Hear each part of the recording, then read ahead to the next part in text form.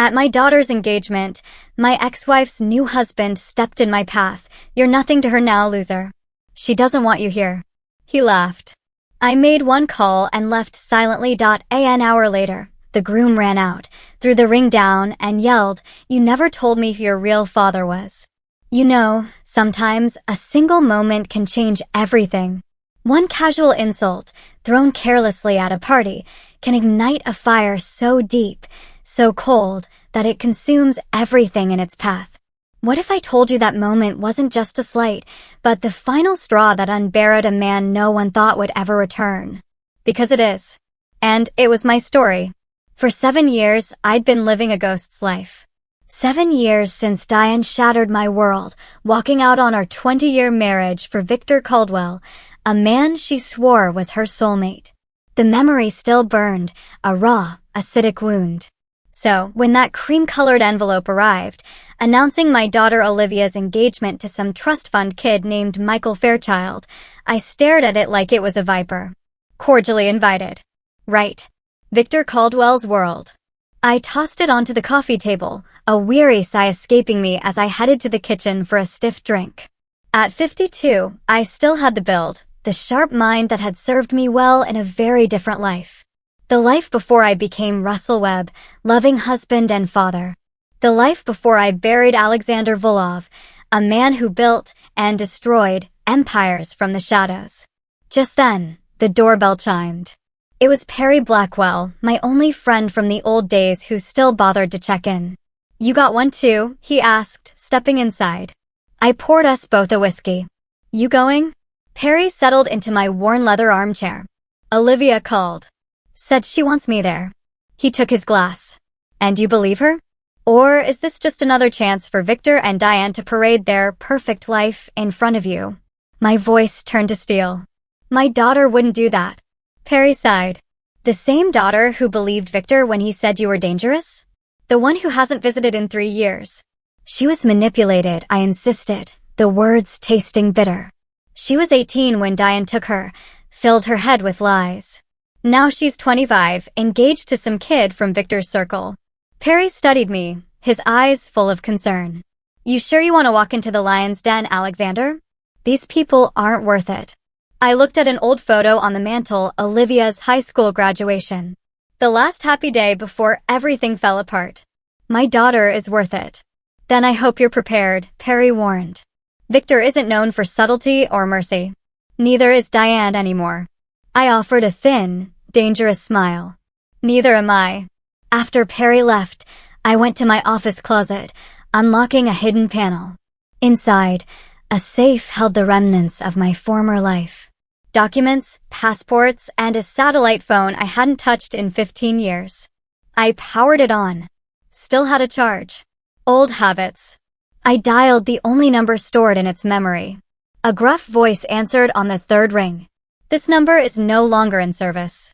"The spider waits while the web trembles," I said, the code phrase feeling strange on my tongue after so many years. A pause. "Then, Alexander? Is that you?" "Hello, Dimitri. I may need your services soon." "I thought you were dead." "That was the agreement," I replied, my voice completely devoid of emotion. "Are you still in the business for old friends like you?" "Always." I hung up, returning the phone to the safe. Just a contingency, I told myself. Just in case. The Caldwell estate sprawled across 5 acres of prime real estate. I parked my modest sedan between a Bentley and a Ferrari, feeling distinctly, almost comically, out of place. Security guards eyed me as I approached. "Russell Webb," I stated. The guard's eyes widened slightly as he checked his tablet. He demanded my ID, scrutinizing me. Finally, I was waved through. The grand ballroom was a glittering tableau of society's elite. Crystal chandeliers, string quartet music, champagne flutes. I accepted a drink and scanned the room. Diane. She'd changed. The natural beauty I'd loved was now something more artificial. Expertly highlighted, subtle cosmetic procedures, designer dress. She laughed brightly, but I saw the tension around her eyes. The same tension she had when she was hiding something. "Mr. Webb?" A young woman approached, intelligent eyes, a genuine smile. "Tara Reynolds, Olivia's friend from college." She's told me a lot about you. All bad, I assume? I asked, my tone light, but the question was serious. Tara looked uncomfortable. Actually, she always spoke highly of you. Said you taught her to change her own oil and understand compound interest. My expression softened. She remembered that. She remembers everything about before. Tara hesitated. Well, before the divorce. She smiled. She's thrilled you're here, though she's nervous about how Victor will behave. How is she really? Tara glanced across the room. Happy about the engagement. Michael seems decent. But living in this world, she gestured to the opulent surroundings, it changes people. Sometimes I barely recognize the Olivia I knew in college. And Diane. I couldn't help asking. Tara chose her words carefully. Mrs. Caldwell is complicated. She maintains the perfect image, but there are rumors. Victor isn't always kind behind closed doors. Before I could respond, the crowd shifted, and then I saw her, Olivia. My breath caught in my throat. She had her mother's beauty, but my intensity, the determined set of her jaw, the analytical gaze. Her engagement ring caught the light as she spoke animatedly to a young man who must be Michael Fairchild. As if sensing my presence, Olivia looked up. Surprise, then what might have been relief flickered in her eyes. She excused herself and made her way toward me. Dad, she said, stopping a few feet away. You came? You asked me to, I replied simply, my voice rougher than I intended. I wasn't sure you would after, she trailed off. I'll always come when you call, Olivia. The words hung between us, weighted with years of absence. She stepped forward awkwardly for a hug. I enveloped her, noticing how she tensed before relaxing into the embrace. I've missed you, I said quietly, the words a raw whisper. I've missed you too. She pulled back. Come meet my fiancé. As we turned, I caught Victor Caldwell's gaze across the room. The silver-haired man's eyes narrowed, his perfect smile faltering for just an instant before he whispered something to Diane. She looked over, her face paling when she saw me with our daughter. Victor began moving through the crowd, Diane reluctantly following. Olivia. Victor's voice boomed as he approached. The Hendersons want to congratulate you. Why don't you join them? His tone left no room for argument. He positioned himself between Olivia and me, his back to his stepdaughter. Webb, I don't recall seeing your name on the approved guest list. It was there, I said calmly, right below daughter's father. Victor's smile didn't reach his eyes. A technicality I should have addressed. This is a celebration for family and friends. I qualify as both. Diane finally spoke, her voice brittle. Russell, please don't make a scene. No one's making a scene, Diane. I maintained eye contact with Victor. I came to congratulate my daughter. On her engagement. Nothing more. You've done that, Victor said dismissively. Now, I think it's best if you leave before you embarrass Olivia further. I noticed nearby guests pretending not to listen. Olivia stood frozen beside Michael, who looked increasingly uncomfortable. The only embarrassment here is your behavior, Victor, I said quietly. Victor's face darkened. You think you can waltz in here and pretend to be part of this family? After everything. He stepped closer, lowering his voice. Let me make something clear. You're nothing here. A footnote. The sad loser Diane was smart enough to leave behind. I remained perfectly still, my expression unchanged. Victor, emboldened by my silence, continued, Go back to your pathetic little life and stay there. Olivia has a real father figure now. She has me. Victor's smug satisfaction grew with each passing second of my silence.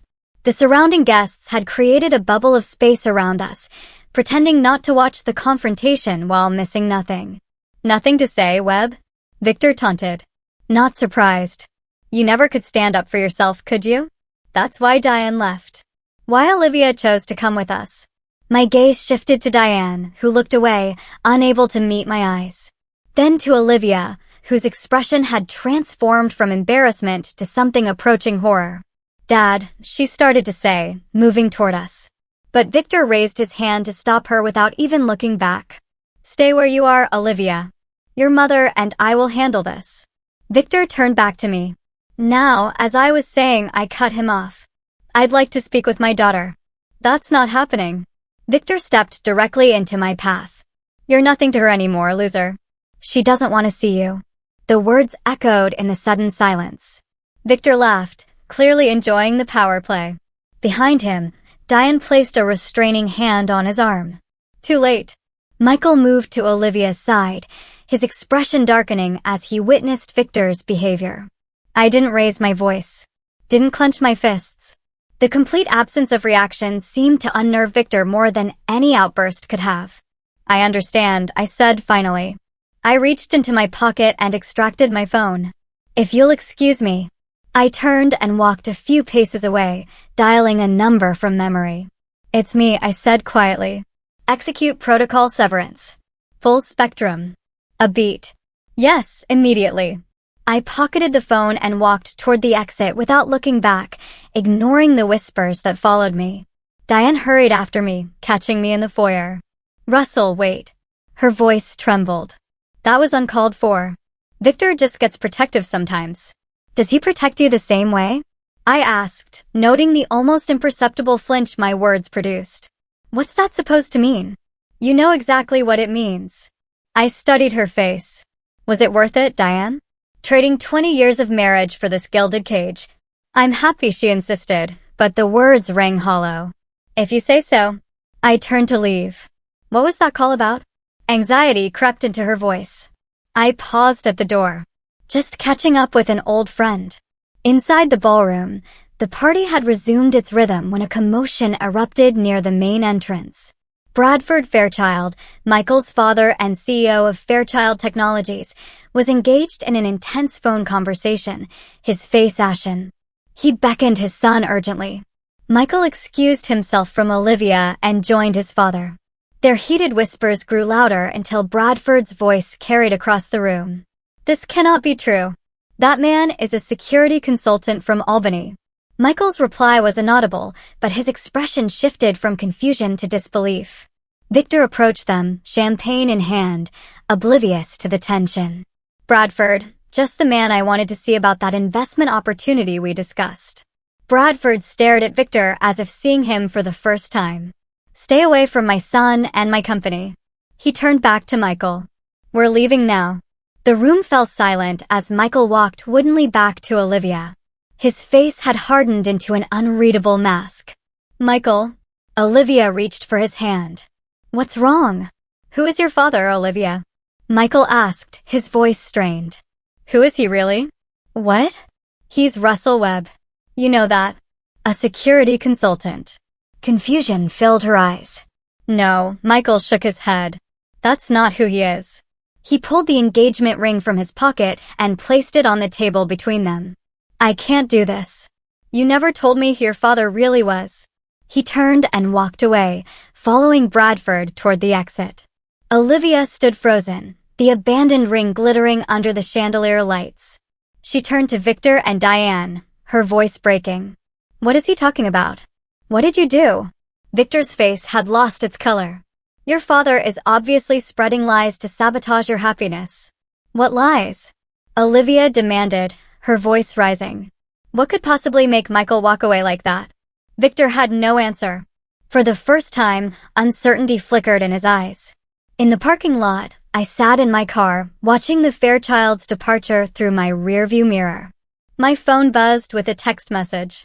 Phase 1 complete. Subject's background disseminated to Fairchild Sr., awaiting further instructions. I started the engine. The old, familiar coldness had returned. The detachment that had once made me so effective, so feared.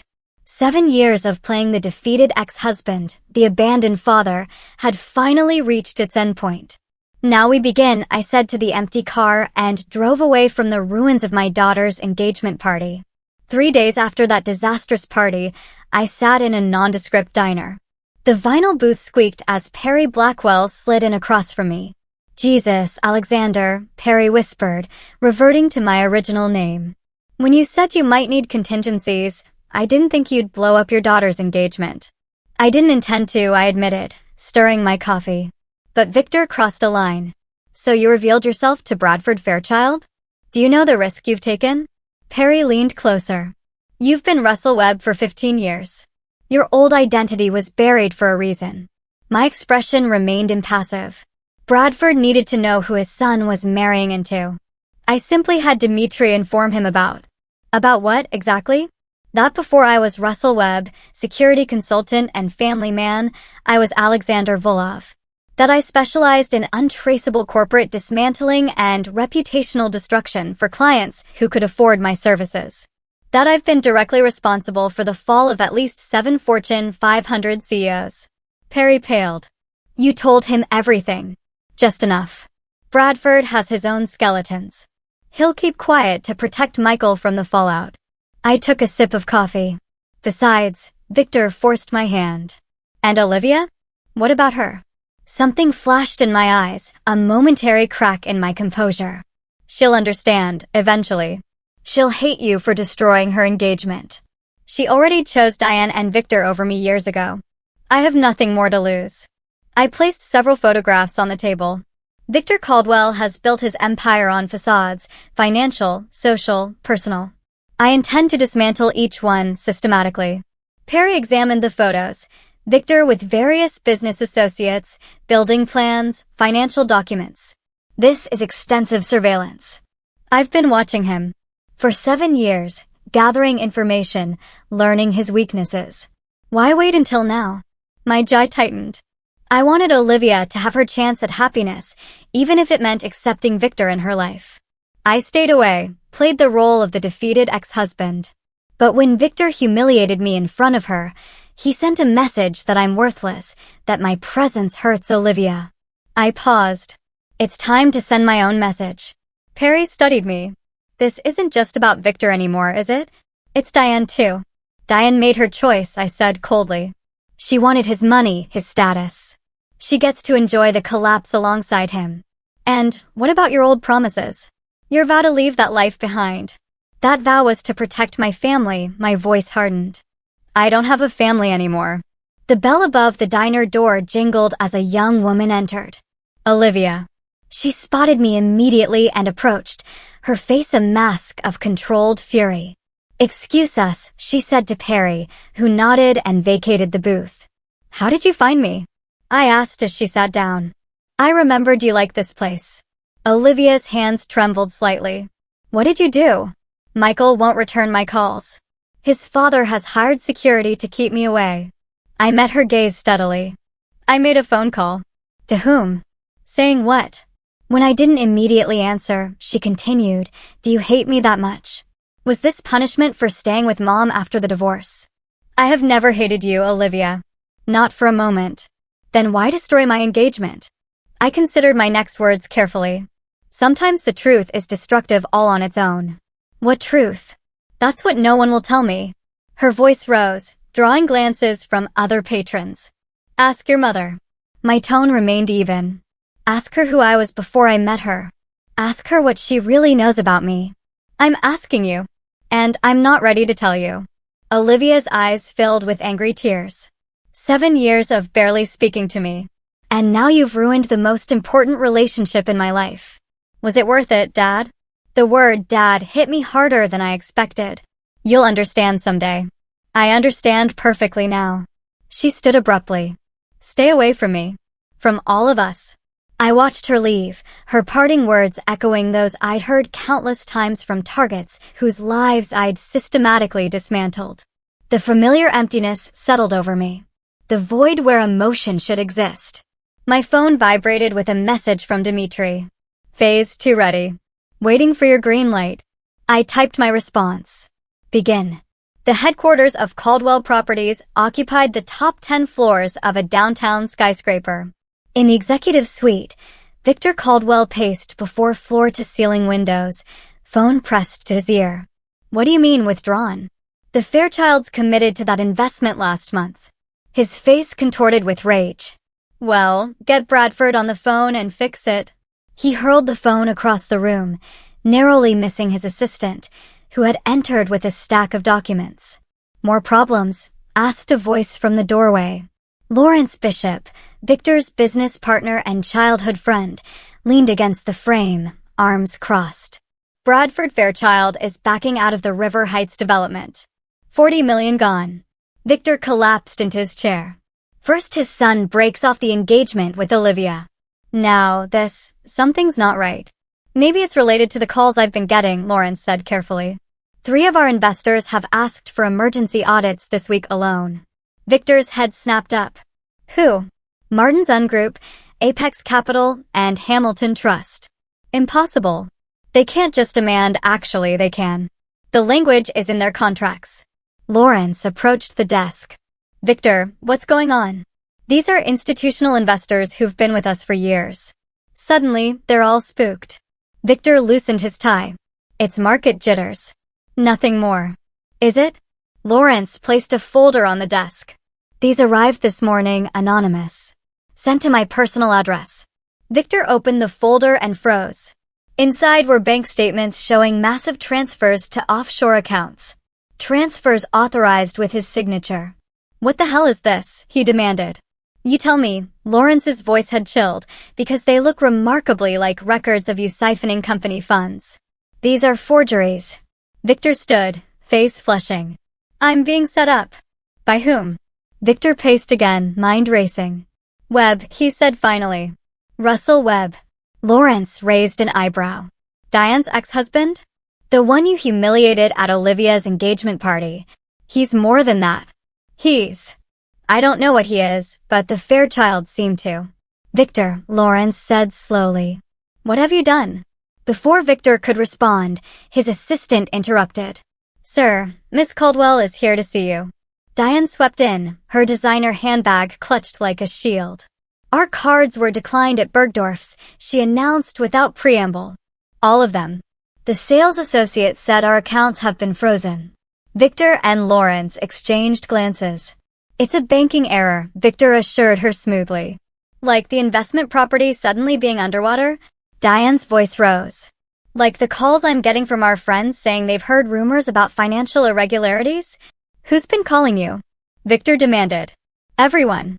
Barbara Montgomery said her husband pulled their money from your fund yesterday.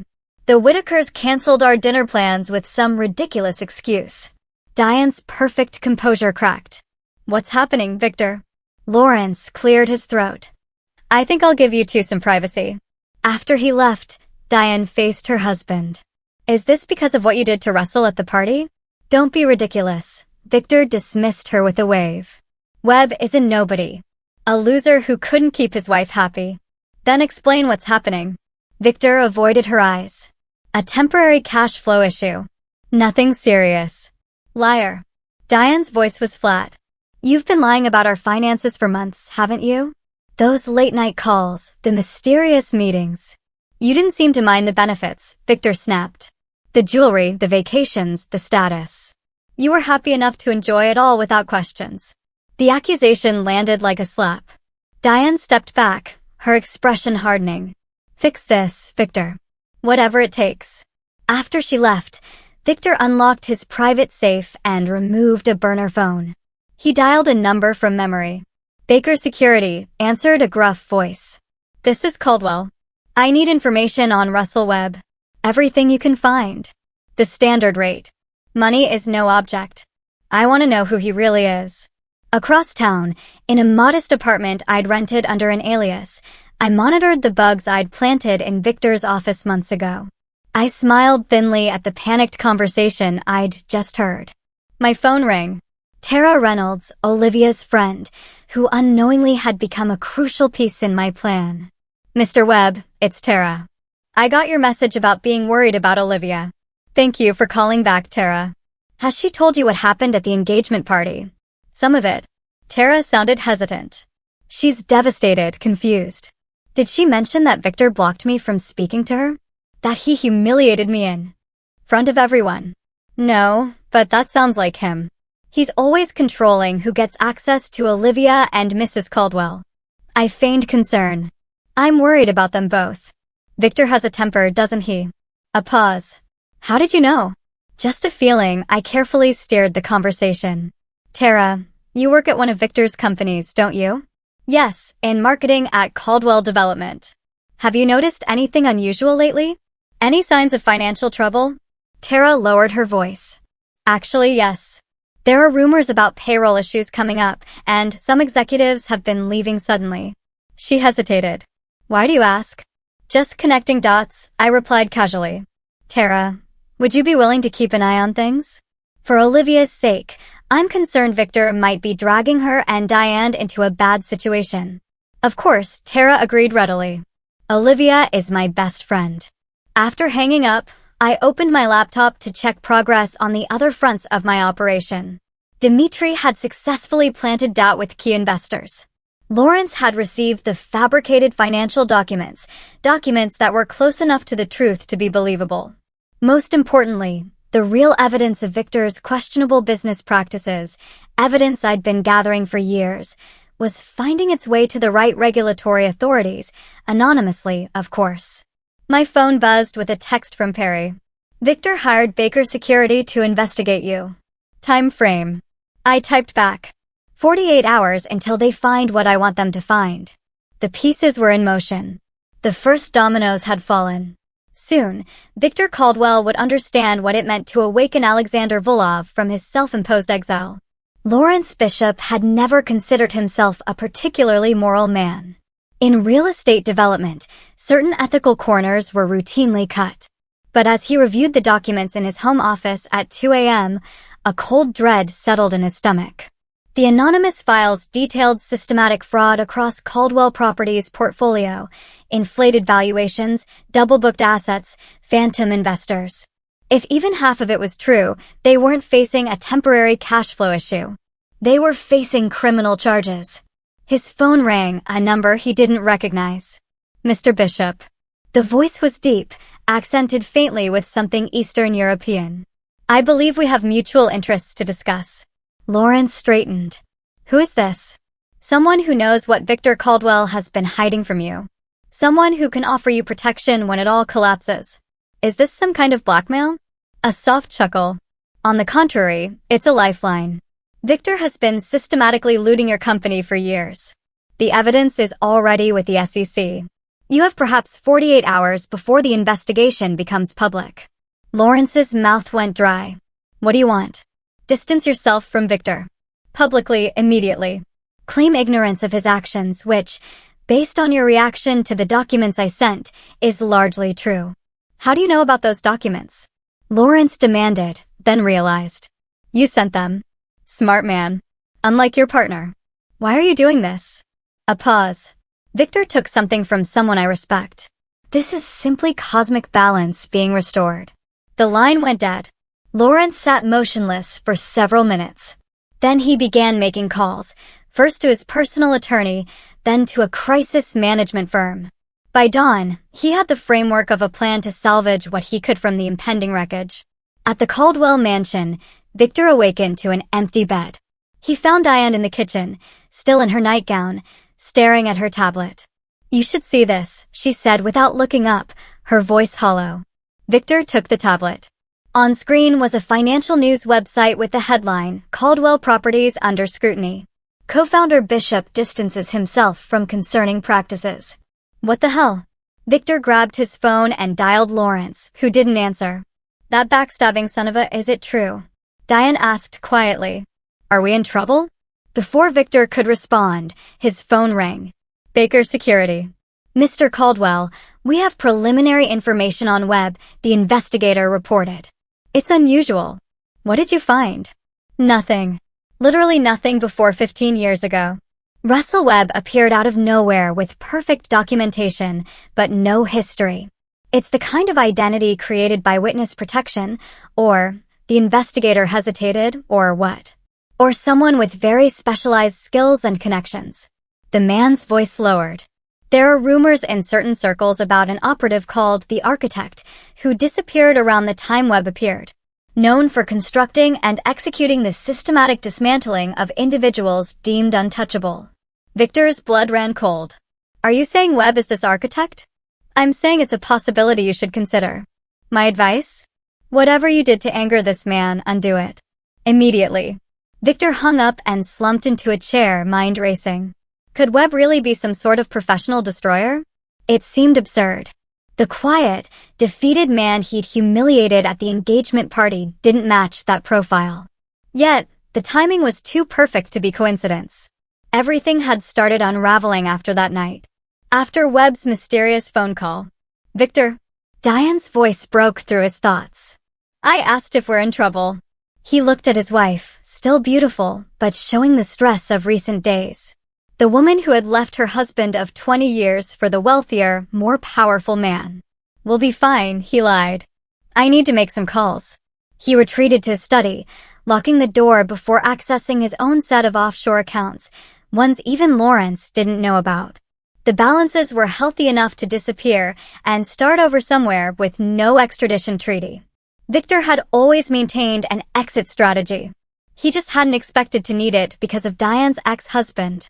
His computer screen suddenly went black, then displayed a single message.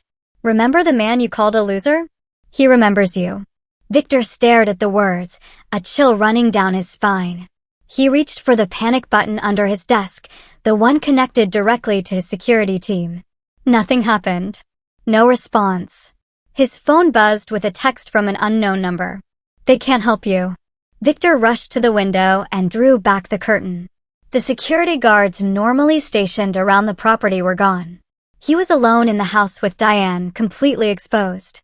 For the first time in decades, Victor Caldwell felt genuine fear. Across town, I sat with Perry and Dimitri in the rented apartment, monitoring the surveillance feeds from the Caldwell mansion. Victor's panic was palpable, even through the cameras. Phase 2 complete, Dimitri noted with professional satisfaction. His business reputation is in freefall. Lawrence Bishop has fully separated himself. The SEC investigation launches officially tomorrow. And the personal accounts? I asked. Flagged with multiple agencies, Perry confirmed. He can't access his exit strategy funds. We've effectively trapped him. I nodded. Begin Phase 3. Are you sure? Perry looked concerned. Phase 3 directly impacts Diane and Olivia as well. They chose him, I said coldly. They can share his fate. Alexander, Dimitri said carefully, using my original name. You've accomplished your goal. Victor is ruined. Is the rest necessary? My expression remained impassive. Victor didn't just steal my wife. He poisoned my daughter against me. Made me a stranger in her life. This isn't just about punishment. It's about truth. They all need to see who Victor really is, who I really am. I stood and walked to the window, looking out at the city below. And most importantly, they need to understand that betrayal has consequences. Consequences that can't be undone with apologies or regrets. Perry and Dimitri exchanged glances, but said nothing. They had known Alexander Volov long enough to recognize when his mind was set. The man who had once brought corporate giants to their knees without ever showing his face was fully awake again, and Victor Caldwell had become his personal target. The gala fundraiser at the Metropolitan Museum had been on the city's social calendar for months. Despite the whispers about Caldwell Properties' financial troubles, Victor and Diane arrived in their usual style. He in a tailored tuxedo, she in a couture gown that cost more than most people's monthly mortgage. Smile, Victor hissed through his fixed grin as they posed for photographs. Everything is normal. Diane complied, though the strain showed around her eyes. The past week had been a nightmare of frozen accounts, canceled credit cards, and increasingly frantic calls from Victor. Their perfect life was crumbling, and she still didn't understand why. Inside, the reception was chilly. Former friends suddenly found reasons to drift away when the Caldwells approached. Conversations hushed as they passed. Victor and Diane.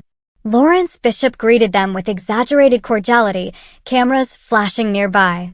So glad you could make it, you backstabbing parasite, Victor growled under his breath, maintaining his smile. We built that company together. And one of us apparently decided to dismantle it alone. Lawrence sipped his champagne. The SEC investigators had quite a lot of questions about those offshore transfers. Fortunately, I had no knowledge of them. Those records are fake, and you know it. Are they? Lawrence's eyes hardened. Because they match some discrepancies I've been noticing for years, but chose to ignore. My mistake. Before Victor could respond, Lawrence turned to Diane. I'm sorry you've been drawn into this, Diane. I know how important social standing is to you. The barb was delivered with perfect politeness. As Lawrence walked away, Diane gripped Victor's arm painfully. What is he talking about? What offshore transfers? Not here, Victor muttered, guiding her toward the bar. As the evening progressed, Victor grew increasingly desperate. Key business relationships were disintegrating before his eyes as former allies publicly aligned with Lawrence instead. The whispers had become brazen discussions of Caldwell Properties' impending collapse. His last hope was Hamilton Woodward, whose investment firm controlled sufficient capital to potentially stabilize the situation. Hamilton. Victor approached the silver-haired financier with forced joviality. Just the man I wanted to see. Woodward regarded him coolly. Victor, I was actually hoping to avoid this conversation. I understand there have been concerning rumors, but I can assure you save it. Woodward cut him off. I received some very interesting documents yesterday. Recordings, actually. Recordings of you discussing how you play investors like me, how we're stupid old men, easily manipulated by your projected confidence, how you've been misrepresenting assets for years.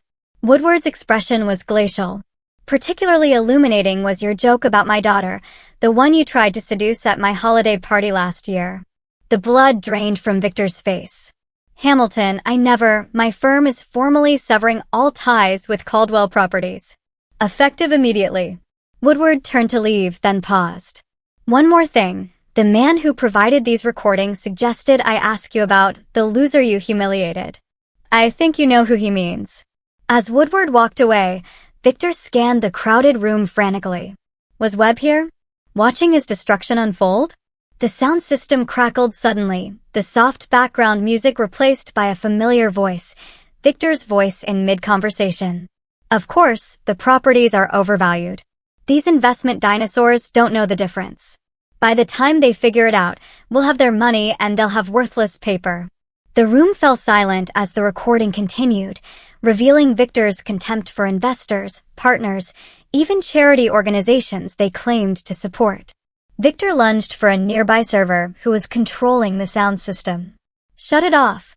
But the damage was done. Hundreds of influential people stared at him with expressions ranging from shock to disgust.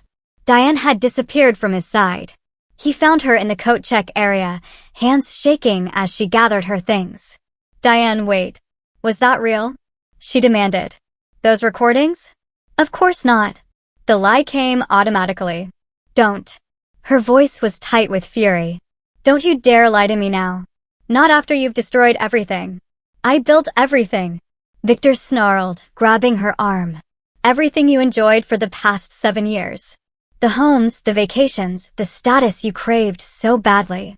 You left your husband for it. Diane wrenched free. I left Russell because you promised me security, a better life, and delivered it until Webb decided to tear it all down. Russell? Diane looked stunned. Russell is behind this? Your pathetic ex-husband isn't who you think he is. Victor's voice dropped to a harsh whisper. The man you left, the man I humiliated, he's systematically destroying us, using skills and connections neither of us knew he had. For the first time, genuine fear showed in Diane's eyes. What did you do, Victor? What did you do to provoke him? Outside the museum, I watched the Caldwells' argument through binoculars from a parked car. Beside me, Dimitri monitored the audio feed from the microphone in Diane's purse, planted weeks ago by Tara, who believed she was helping Olivia by keeping tabs on Victor's volatile behavior. She's finally seeing him clearly, Dimitri observed. Too late, I replied without emotion. The SEC moves tomorrow. Their assets will be frozen by morning. My phone rang. Olivia's number. I answered on speaker. Is it true? Her voice was raw. Are you destroying Victor's business? His reputation. Who told you that?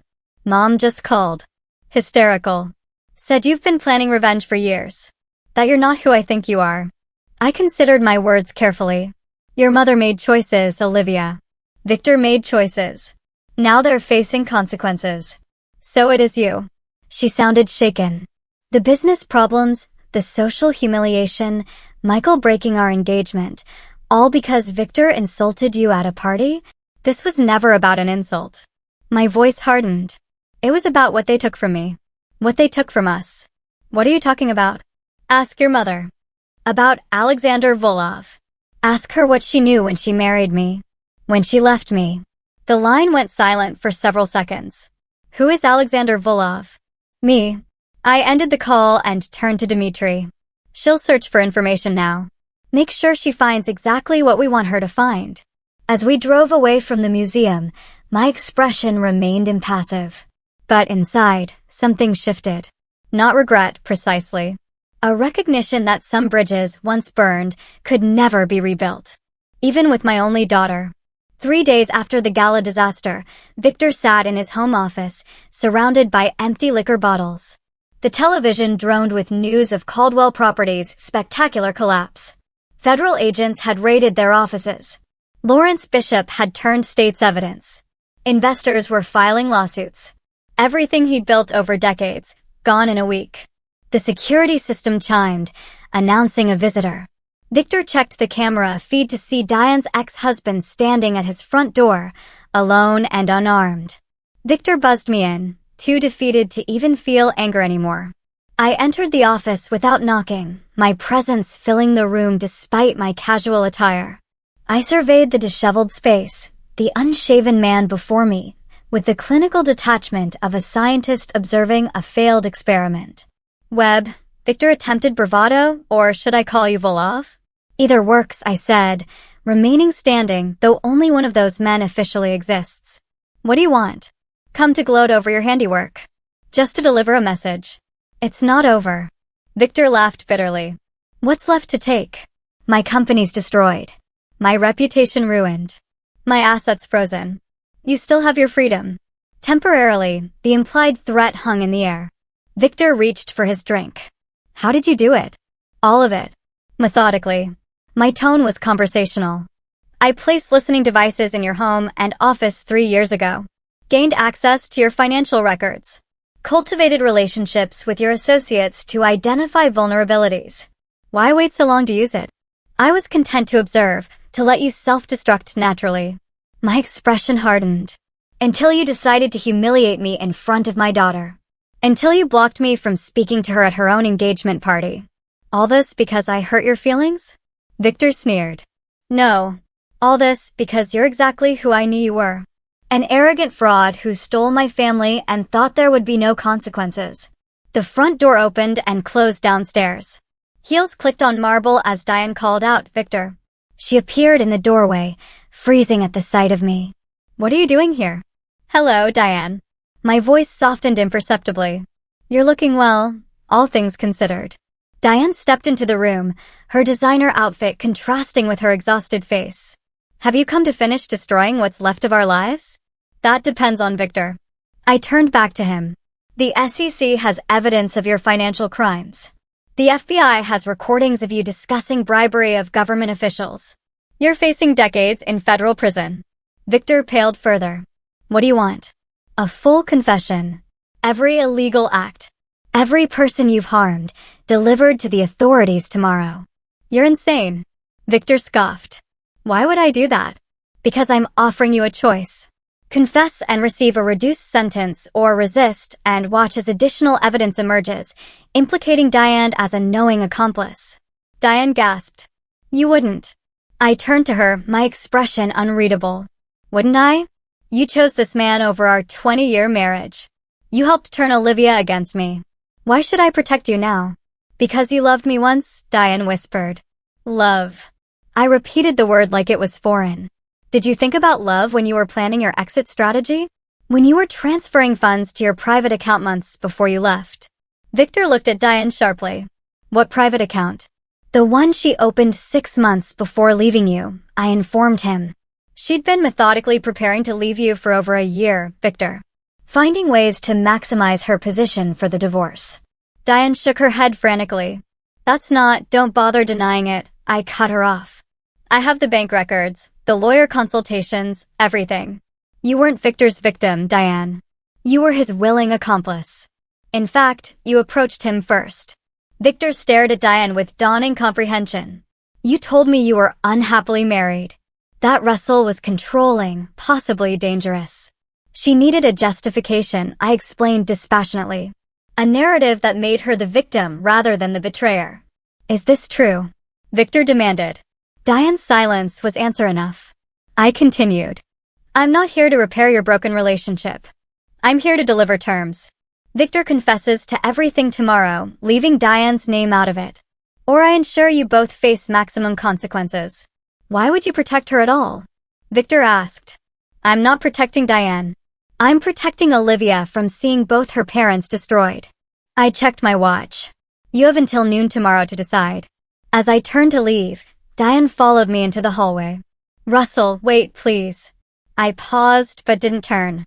I made a terrible mistake, she said, her voice breaking. I see that now.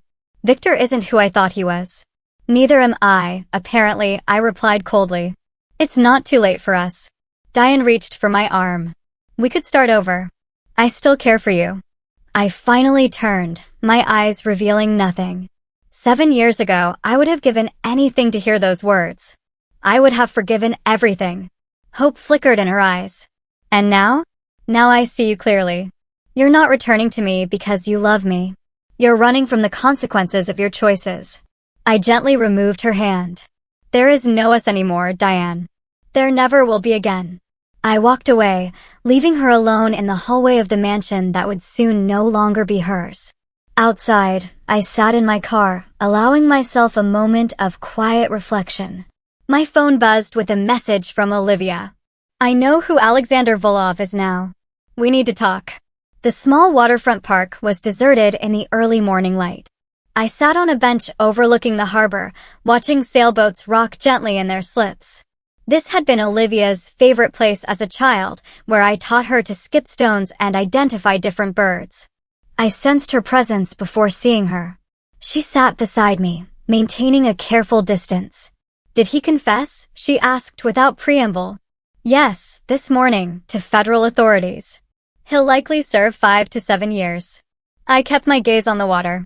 Your mother was excluded from the charges, thanks to you. Yes. Olivia exhaled slowly. I spent all night researching Alexander Volov. There isn't much to find, but what exists is terrifying. You were a professional destroyer. Her voice held a mix of disbelief and awe.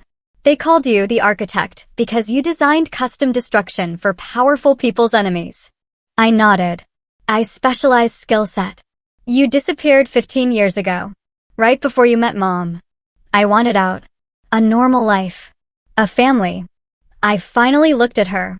I buried Alexander as completely as possible. Became Russell Webb with help from people who owed me favors. Did Mom know who you really were? Not at first. I told her.